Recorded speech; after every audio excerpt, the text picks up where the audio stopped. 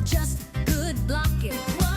Was that moan from joy or mocking? The towel stayed on, but the tension was thick. Was it sexy or just a camera trick? From kisses to caresses, we're breaking down the yeses. Faking it with Ariel and Morgan. Hi, I'm Ariel Lee Cohen, Hey, I'm Morgan Smith. and we are the hosts of Faking It with Ariel and Morgan. We're two intimacy coordinators here to talk about the spicy scenes you see in film and TV. So you were wondering where I am. Yeah, where are you? For our visual viewers, I am in front of Bella Swan's house because today we are going over Twilight. Yay! Yay! I just want to mention to our listeners also that it is raining today here in California for the first time in forever. Yeah. So you might hear some rainy rain, but I think it's apt for doing Twilight, you know? Yeah, it goes with like the vibes because I've never seen these movies. I've seen a couple of clips, but I get the feeling it's a rainy series.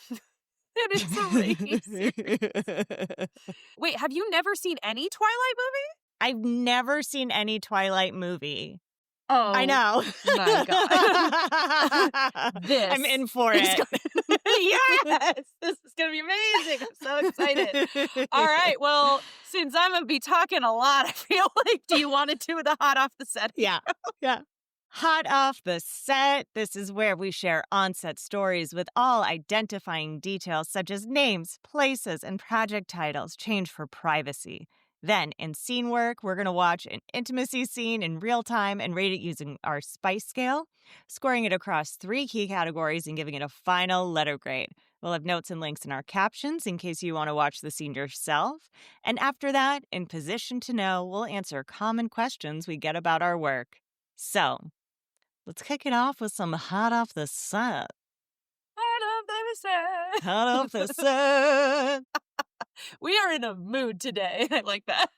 We have feelings. My hot off the set today is I was on set recently and I was called in for a 2-second kiss, just lip-to-lip contact. So we're looking at touching of head, hair, face, neck, shoulders, upper and lower back, maybe waist. And sometimes we get called in for these, and it's fine. Like, I'm happy to come in. I love boundaries being adhered to no matter the situation that we're in. Mm. And every person on the set felt it was necessary to come up to me and say, "So this must be your easiest day ever." And I'm like, it takes just as much energy for me to do a kissing scene as it is pretty much to do any scene. It takes less time to do the choreo.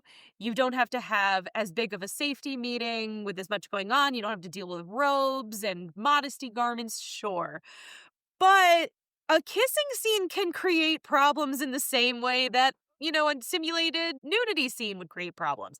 I've done simulated sex scenes where the actors are fine with everything, have zero boundaries, don't even care about the robe. They want to get in, they want to get out, and they want to get their coffee at the end of the day. I've done a couple of kissing scenes where actors were struggling quite a bit over just the lip-to-lip contact. Once because it was her first kiss ever, and she was having a lot of big feelings about that. Sure. I understand why it appears to be, you know, an easy day for us and that it's fine. And ultimately, it was kind of an easy day. The actors were both very understanding. They were very happy for me to be there. We popped in, we popped out. I was there for 20 minutes. It was great. But it doesn't mean that there's no prep going into it. It doesn't mean that I don't have to have conversations with the director and the actors about it. It doesn't mean that I'm not behind monitor making sure it looks good.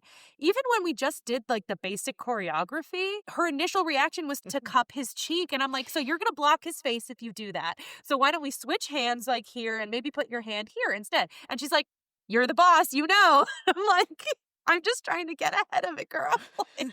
No hate, no shame, no shade to anyone who thinks it's easy. I get that. This is part of why we have a podcast, so we can explain that it's not always. I just was kind of amused by the whole thing. You never really know until you're getting into it what scene is going to actually present the most challenges or require the most prep. Of course, it's more likely to be a scene with simulated sex. It's more likely to be a scene with nudity or having multiple people in the scene. We don't know for sure. Maybe they just got broken up with and now kissing a new person, like, feels very different than it would have normally. But do you have a hot off the set? Let's get into you. I do have a hot off. Well, it's technically not off the set because this is the only project so far in my intimacy coordinator career that I have said no to because of the content of What? the Say. material. Yes. Yeah. Okay, so every intimacy coordinator has their own boundaries of what types of projects they will work on. And I'm talking outside of like, oh, this isn't within my realm of expertise or knowledge, just like personal boundaries. Like, this is something that I would rather not work on. This is the only thing that I've come across that I was like, absolutely not. I can't even remember how I got referred to this project. You can tell a lot about how the set is going to be and the attitude that production has towards intimacy scenes based on how it's written in the script. What words are they using? This one really read like a bad adult film, like the most basic, the way it was talking about the women in the scene. There was so much excessive violence and sex happening, like totally needless nudity and like all of these really intricate, intimate acts, which in the right context, I would be really stoked to work on. But given the fact that there was no real context or need for it in this story, it really felt like the writer was like, if I put this stuff on the page, I can get people to do this. And the craziest part, too, I forgot about this. When they first emailed me, they were like, we have a couple of scenes we could use your help on. And I'm reading through the script, and without any stretch of the imagination, I was like, you need me on at least 32 scenes. And it's not even like, oh, there's a kissing scene, maybe you could use my help. And it's like there is nudity and or simulated sex in at least 32 scenes. You need me on those. And some of them were group sex scenes, and they weren't like, this is the scene we'd like you to work on. And I was like, in what world? There was one production where the director was like, we'll only need you for one day. And I was like, great. And then I read the 100+ page script, and there were something like 50 nudity, simulated sex, intimacy moments. I said, how long is this shoot? I think he said it was like a 10 or a 12-day shoot for an independent film. And I said, you would need me every single day. And he's like, well, is there a way we could do it in one day? Like, we just do all the simulated sex scenes and nudity moments in one day, and then we just shoot the rest of the scenes on all the other days. And I'm like, I mean, you can do whatever you want, but that sounds like hell on earth for everyone involved. The pitch was, what if we shot all 50 intimate and simulated sex scenes in one day? One day. In one Okay. day, but just ignored all the dialogue in the scenes, everything that led up to it, and everything at the end of the scene. Just did the moments of intimacy. Just pop, pop, pop, pop, pop. For context for people who have not worked on a film shoot before, how many pages are done on like an average independent lower budget project? And I'm talking just pages, not even scene numbers, because scenes can be a quarter of a page or they could be multiple. I want to say like 7 pages is a pretty average amount. Verticals can get us to 16. I've seen a 12-hour day where we worked on 1 page, and that's a little excessive, but it was a one shot, and so be it. So 50 scenes is like, even if the scenes were all an eighth of a page, why am I proposing myself to do math? But it's nuts. It would have to be a 50th of a page. And beyond that, there's so much that goes into every single angle. So to say we're just going to do the intimacy, so we're going to set up for the entire scene, just the intimacy part, but then we have to replicate the exact same setup of lighting and costumes and art and everything for the rest of the shoot is the continuity would be so flawed. Everyone would be so miserable all the time. Oh my God. It's stressing me out. Like, you know that episode of The Bear in season 1? That 20-minute continuous shot episode where everything goes wrong? I'm getting stressed hearing about this shoot. Didn't end up working out between No, us because I no. felt that it wasn't No. viable or possible to do it a No. safe way, obviously. Yeah. We good. Speaking of crazy stories, Yay! Scene work. scene work. Take us away. Oh my God, I'm going to take you so far away from all of this. This is the Twilight Saga: Breaking Dawn, Part 1, released in 2011. The actors are Kristen Stewart as Isabella or Bella Swan and Robert Pattinson as Edward Cullen. It was written by Melissa Rosenberg and Stephanie Meyer, who also wrote the book, and it was directed by Bill Condon and was intimacy coordinated by no one because it didn't exist back then. Here's some context. I originally was thinking maybe we don't need context. Now we definitely do.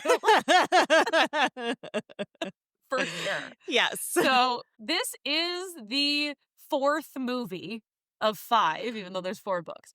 Gee, there are 5? There are 5 movies. There's Okay. Twilight. I don't need to go through the whole thing. It's fine. So there are 5. there are 5. A lot has happened up to this point, but I do want to mention also that out of the 4 books, it's been like a 10-month period. But anyway. Sure. Anyways, Bella at this point is an 18-year-old human girl, and Edward is an 109-ish, forever 17 virginal vampire. They're both virgins, though. Bella begs for sex approximately 1,000 times, and Edward keeps saying no until marriage because he's very old-fashioned. That is probably the most intense dedication to abstinence. To be fair, Stephanie Meyer is Mormon. The books are written with a sort of Mormon overview. She eventually says, yes, I will marry you at age 18 in front of my friends and family. Cut to the honeymoon, where we are now. They finally decide to try having sex. She's nervous because it's her first time. He's nervous that she'll die. Edward might literally kill her with his marble statue super strength and her very breakable human body, that the passion will be too much and he'll kill her. Okay. The stakes, pun intended, are high.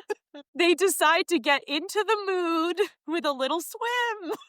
So let's get into it. Oh my God. I also feel like it's very important to mention that I have read all the books. I have seen all the movies many, many times. I feel like I'm in good hands. You're in great hands. I don't think you could be in better hands, truthfully. I don't think I could. We're on a rocky beach. It's nighttime. Kristen Stewart is in a towel on the beach. Sure. And she's naked underneath, I assume. Oh, she takes off the towel. She's going into the water. I want to talk about how green screened this water is, though. Oh, yeah. Robert Pattinson's in the water. I think he's also naked. And so they're both going to go, that seems cold. It's going to be It seems really cold. We see the moonlight over them. They're both very pale. This is how they're going to get in the mood for their first time? Water sex is really tough. This is not... Okay. She puts her hand on his face. They're kissing. No one is shivering. I trust you. I trust She you not to shouldn't. kill me. Don't. She I'm so shouldn't. nervous. So he's lifted her up. We're in a bed. It looks warmer. They're remarkably dry for having just been in the ocean. Their hair is totally dry. He's kissing knows her. when that was? He's above her. I guess he's already penetrated and hasn't killed her. Oh! Ah! Why? But he's broken the wall! No! Get out of there, Bella! Bella! It's not okay! It's not okay. He just broke the wall with his bare hand. Now here's his hand. He might have splinters in his hand. And that's fucking What? I'm so scared for Bella. I'm so worried. Oh my God. She lives. The next day, she is bruised. Let me see it. Okay. Next morning, she's lying in bed. There are feathers everywhere. She looks at the feathers and is like, whoa, what chicken exploded? What happened to the room? This 4-poster bed is destroyed. Shit is thrown everywhere. There are suitcases. She is too chill about this. She is so calm, like she just got a massage. And clearly, she just got thrown around, like literally thrown. She's thinking back to last night. They're kissing. She's touching her collarbone, remembering the night before. Like, where he almost murdered her. Where he murdered the room. But also, so much broken. It seems like nothing. It was the slowest, sweetest sex. So, how did it all break? She's touching her lips. Like, that's where his lips were. Wow. His mouth was on my mouth. You know how you remember things. And then they're kissing. They have to tell you and show you. He gets real mad about this, too. They're both standing in the mirror looking. Oh my God! There's a huge hand mark on her arm, a bruise in the shape of his hand.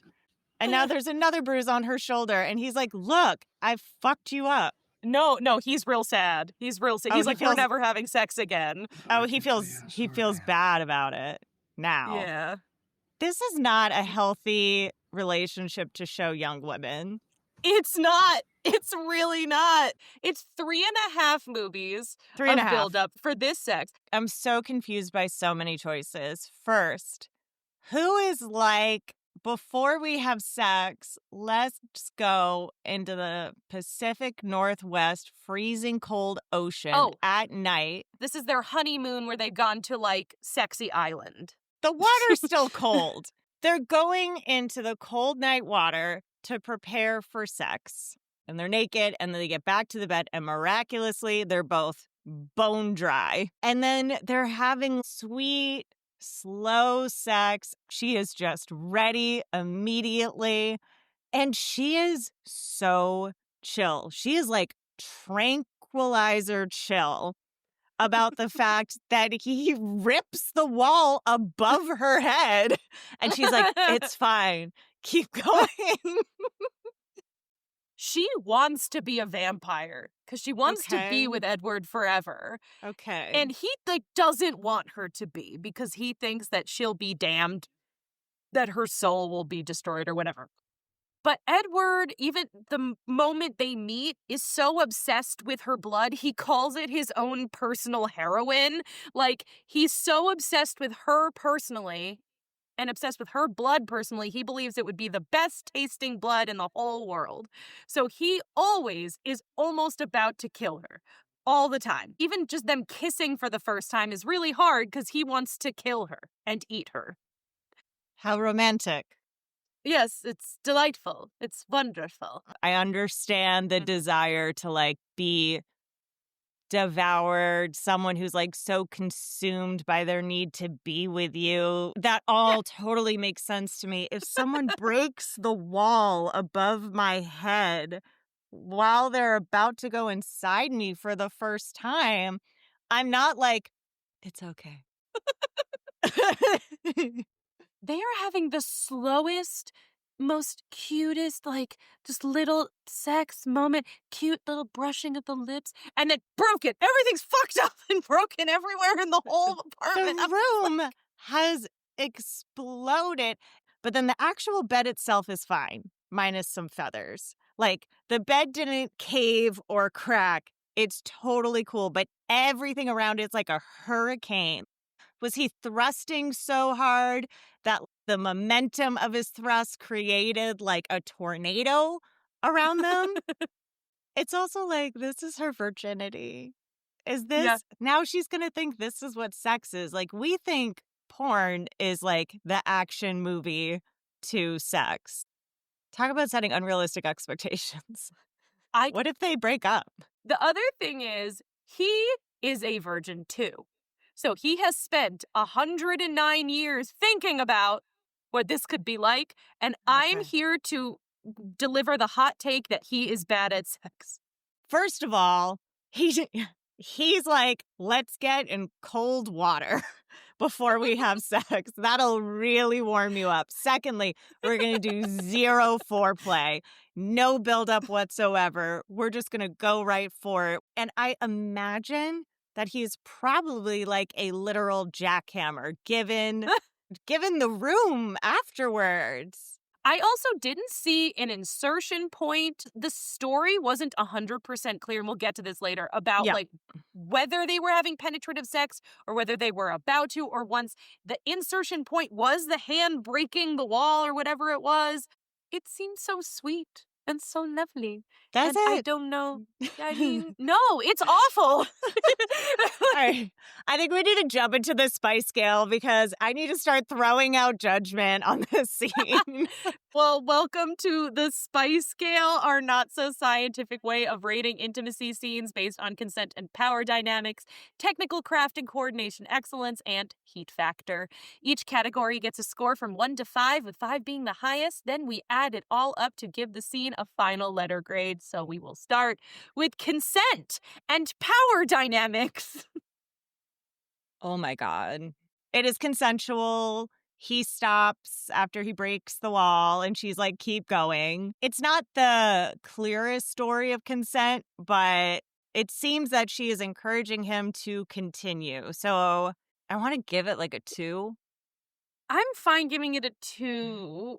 Edward didn't want to have sex. He had a lot of fears regarding hurting her.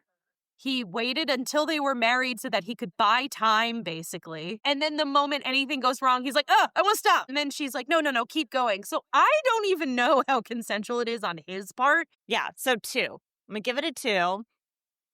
But then the power.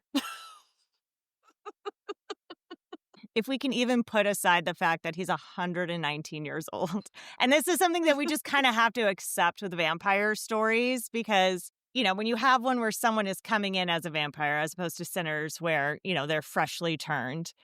You know, you have True Blood, you have Buffy the Vampire Slayer, and it's like, it's totally fine that this like high school girl is ending up with this like 200-year-old or 300-year-old angel. But he looks young. So they look the same age, it's fine.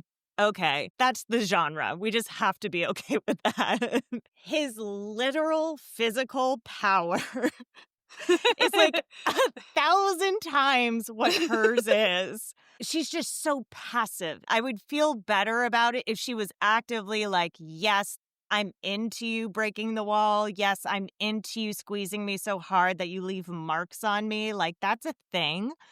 And that could be something that is arousing to her. And maybe because this is written by someone who has a very specific idea of gender and sex, and this idea that the woman has to be so insanely passive in order to be pure and good, it feels like the power dynamics are really off. Stuff is just happening to her. That's kind of her the entire series. Everything's just sort of happening to her. If the story that they wanted to tell, which this isn't it, but the story that I wanted them to tell is when she's looking at her bruises in the morning, even just the smallest like biting of her lip or something where she looks at the bruises and they kind of excite her or make her happy. Sure. Because she feels like marked, especially if we're in this desirous blood territory. It might feel nice to feel like marked or something as far as her character goes.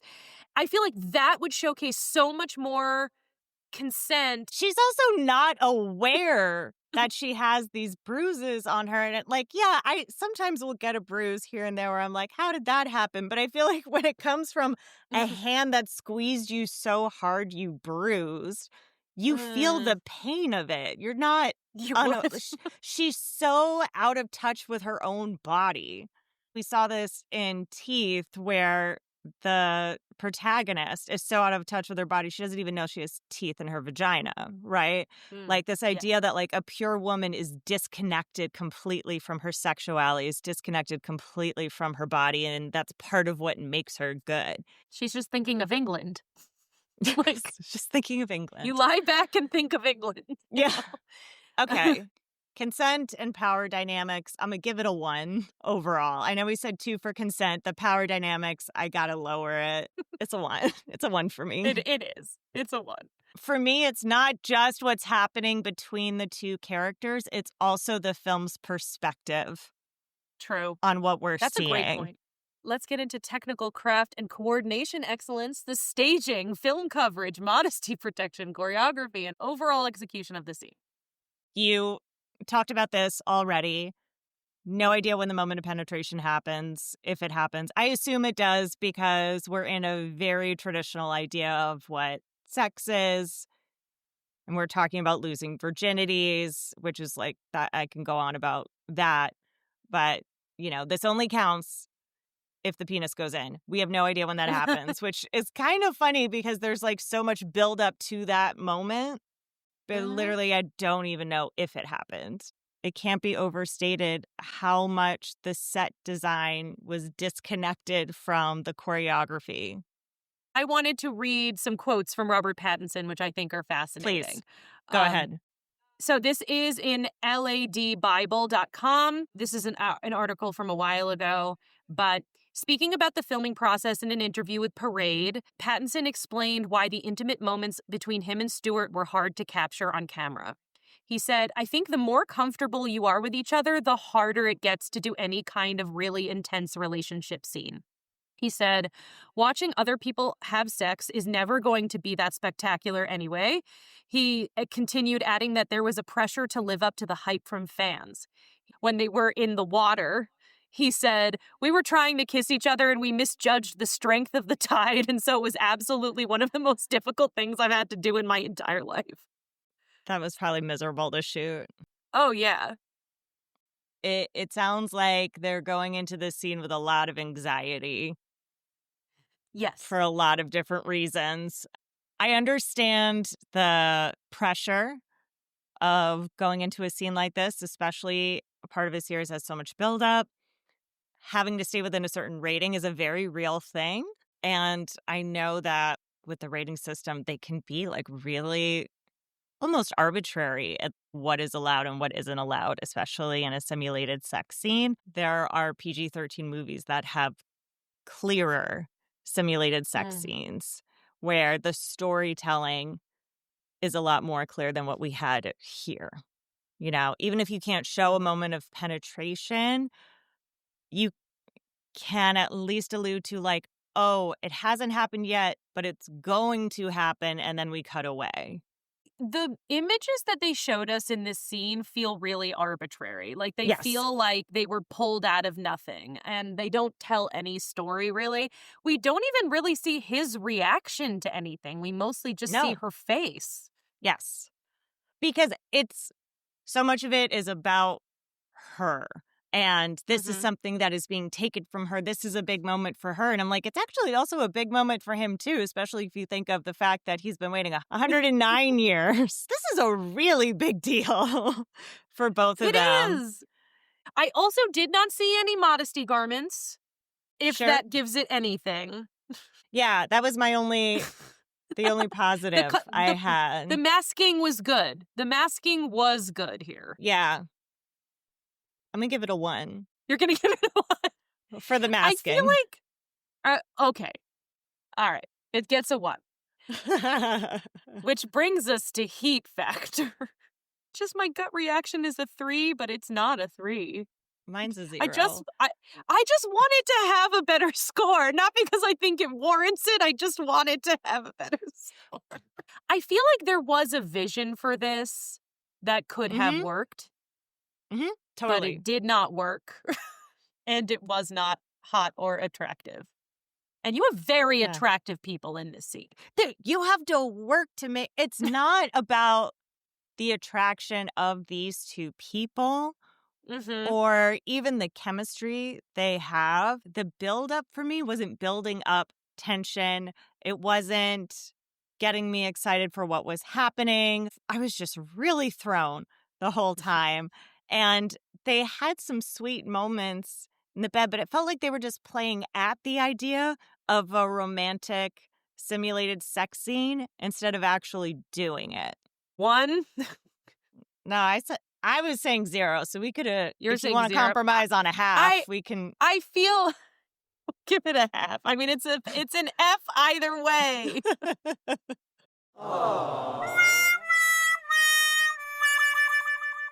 I don't know why in my mind I thought we were going to give it a better score, but yeah, it just isn't good, like across the board. Like on every level. Like, I know. even if I wasn't an intimacy coordinator, I'm like, this scene does nothing for me. And it's not about like my personal preferences. It's like they do nothing. Even the breaking of the wall, they're relying on it way too much. Yes. But that's the thing, is they're relying on the shock value of like, he destroyed the room. Even just a split second of him, maybe they're wet from the water, Mhm. and if he pushes her into the post and that breaks it or something, and then they fall into the bed or something. So it's Cool. like more accidental, maybe, than Yes. even just giving it like that introduction of he doesn't really know what he's doing either. It's just sort of, Yeah. he can't control himself, but not in a Right. sexy way. And I want to say, it is not because of the actors that this was a problem, and it's not because of the Correct. director maybe either, because we've seen K-Stu do an amazing intimacy scene that we gave an A Yes. very recently. They're capable. To be fair, Love Lies Bleeding was made much later. She was older. Yes. She had publicly come out, so she was probably much more comfortable in herself, even though she was in a relationship with Robert Pattinson. I Mhm. actually would not be surprised to find out the director didn't give much direction in the scene, especially knowing that these two people are actually together in real life. And I think the scene suffered because of it. We're at our final segment, Position to Know, where we'll answer common questions we get about our work. So if you have questions that you want to ask us as intimacy coordinators, please feel free to email us at fakingitthepod@gmail.com, and we might just answer your questions in the next episode. Do intimacy coordinators need a reel? It's an interesting question because directors have reels, actors have reels, stunt coordinators, as I understand it, have reels as well. For people who don't know, but- Ariel, can you explain what Oh. a reel is? A reel is a series of clips of scenes you've worked on that showcase your best work. So if someone wants to hire you as a director, they can look at your reel, usually about a minute long, and it's just a compilation. Intimacy coordinators, as of right now, don't really have them. And I'm not sure that they should, because intimacy has so many parts to it.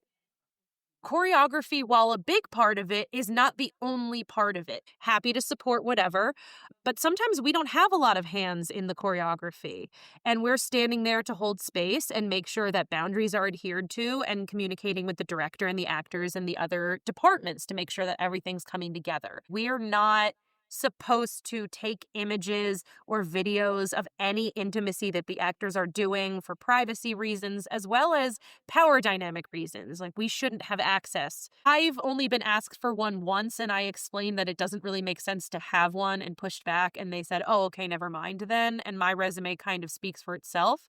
But I guess for the newer intimacy coordinators who are coming in and don't have a lot to show as far as like IMDb, maybe it's helpful for them. It's an emerging field, so we don't have like a decided standard for Yeah.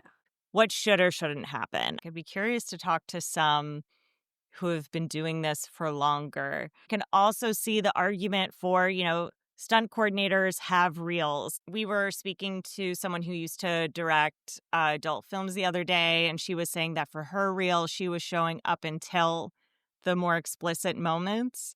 And so I think there could be an ethical way to do this, especially if like the project is already released, if you're not showing the most graphic stuff, if it's not something that's just sitting on your website or you're posting on your social media, if you're only using it to send to specific people for a job, that could be helpful, especially if you're trying to get a sense of the type of stuff this person has worked on, both like story-wise, but also the quality level and the size of the project.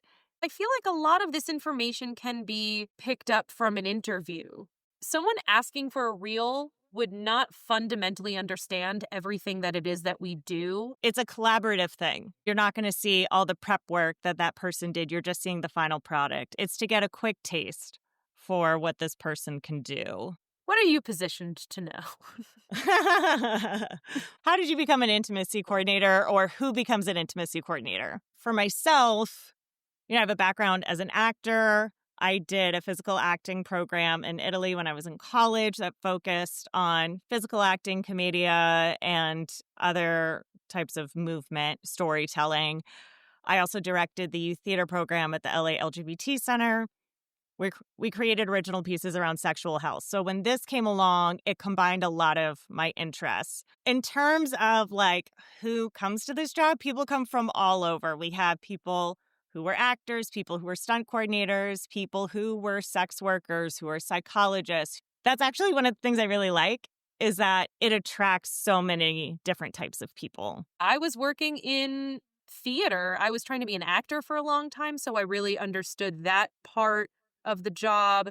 I always loved simulated sex scenes on TV and romance books, as you can tell by my Twilight knowledge. Loved romance, everything. I really loved safe spaces and maintaining boundaries for folks. So when I found out about it, I was like, oh my God, it's everything I love. Hooray. That is what I want to do. Because it is a niche job. Not going to lie about that. Thank you for listening to Faking It. You can find us on Apple Podcasts, Spotify, or anywhere you get your podcasts. New episodes drop every other hump day, Wednesday. If this was good for you, the best way to support our show is to follow the podcast and leave a quick rating or review. It takes less than 30 seconds, and it really helps us. Tell one friend who loves spicy movie secrets about us. Find us on social media at Faking It the Pod. Want to get involved? Head to patreon.com/fakingitthepod.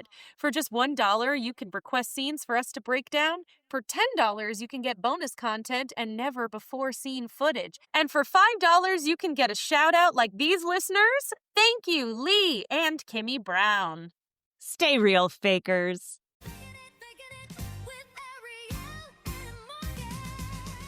Faking It with Ariel and Morgan is produced independently by Ariel Lee Cohen and Morgan Smith, edited by Ariel and social media and branding by Morgan. Our theme song is Faking It by Suno AI until we get monetized, so feel free to send us a new one. Have questions, thoughts, or media recommendations? Hit us up at fakingthepod.com. Find us on all socials at Faking the Pod and head over to our Patreon for bonus content. Credits for the film or show we reacted to are in the episode caption.